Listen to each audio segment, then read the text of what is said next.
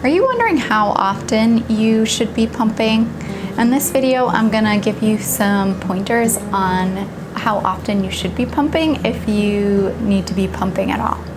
So stay tuned to the end of the video for a couple of different scenarios so I can fill you in on the recommendations on how long and how often you should be pumping. My name is Kassi Reyes. I am a registered nurse and a lactation consultant. I'm a co-founder of People's Lactation, and each week you're gonna find a new video here on different topics in lactation. So I would love to have you join the community, subscribe down below, and hit the bell so you're notified each week when I post a new video. If you like what you see here, then we'll be happy to have you join. So we're gonna talk about a couple of different scenarios. The first scenario is if either you and your baby are separated or your baby is just not going to the breast or chest for some reason. If your baby is not going to the breast or chest, you should be pumping about every 2 to 3 hours for about 15 to 20 minutes. This is gonna help stimulate your supply and stimulate your body in the same regularity that a newborn baby would for feeding frequency, and in that case you would want to pump with a hospital grade pump, which is the best and strongest pump in the case that baby isn't latching, to really establish a strong milk supply.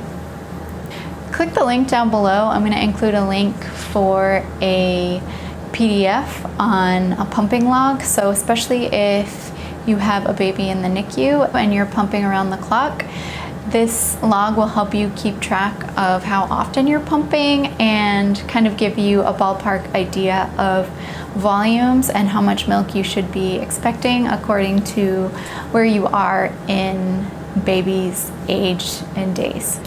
The second scenario we're going to talk about is if you're just temporarily separated from your baby or just taking a break from putting baby to breast or chest due to nipple pain, due to you needing to go out for a doctor's appointment, or any other reason that may cause you to be separated from baby or to have another caregiver offer baby a feeding, for example, from a bottle.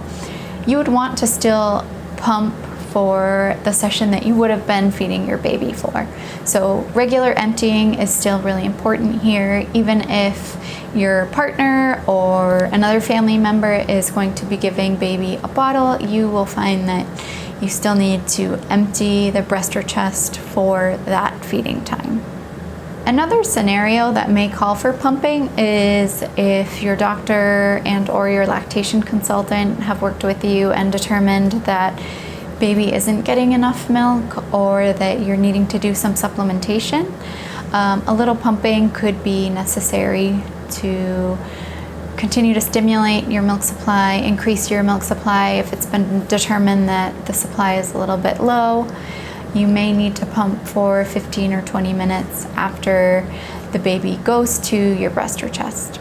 This will ensure that the chest is being emptied, and remember that regular emptying is what stimulates the brain to keep producing milk. So if it's determined that baby isn't effectively emptying the breast or chest, that's why you would want to do a little bit of additional pumping after feeding to make sure that we're getting all that milk out and stimulating your full supply.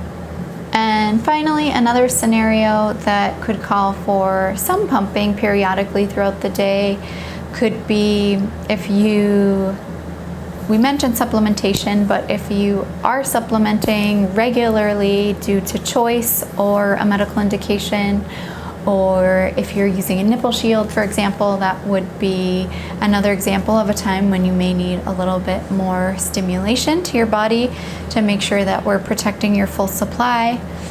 Whenever one of those two factors is in place, as long as the baby's still latching at regular intervals throughout the day, remember that should be about 8 to 12 times per day, you may only need to pump 2 or 3 times after feedings just to make sure we're giving your body that extra stimulation and protecting your supply when we have one of those other factors which could potentially put you at risk for a decrease in your milk supply. So those are the main scenarios that may have you needing to start to do a little pumping. There's probably a few that I haven't thought of. If you can think of any more, I would love to hear down below. If you have questions about pumping, about how often to pump, about how frequently to pump, about if you need to be pumping at all, I would definitely recommend working with a lactation consultant so that they can determine really your individual needs, determine how much milk your baby's transferring if there's a question on whether or not baby's getting enough, and help you set up a individualized plan for feeding and pumping as necessary. So if you need help with anything, reach out to a lactation consultant in your area, or feel free to reach out for virtual consults, and I would be happy to hear from you. I hope I answered some of your questions on frequency and duration of pumping. If you like what you heard here, please share the information with other families that could find this helpful. And I would love to have you subscribe to the channel, give us a like. If you hit that bell, like I said before, you're going to be notified each week when I post a new video. So be sure to tune in each week, and I'll see you all next week. Bye.